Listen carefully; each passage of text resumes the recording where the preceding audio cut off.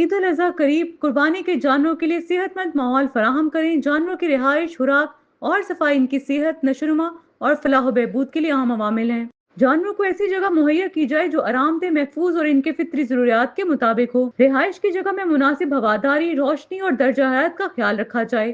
اگر جانور کھیت یا فارم پر رکھا گیا ہو تو وہاں بار یا دیوار ہونی چاہیے تاکہ وہ بھاگ نہ جائیں یا کسی دوسرے جانور سے زخمی نہ ہو۔ رہائش گاہ کو روزانہ صاف کیا جانا چاہیے تاکہ بیماریوں سے بچا جا سکے۔ ہر جانور کی خوراک اس کی نسل، عمر اور کام کے لحاظ سے مختلف ہو سکتی ہے۔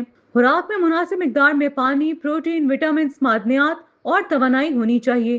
جانوروں کو وقت پر کھانا دینا چاہیے اور خوراک صاف اور تازہ ہونی چاہیے۔ خراب یا سڑی ہوئی خوراک دینے سے پرہیز کیا جائے کیونکہ یہ بیماری کا سبب بن سکتی ہے۔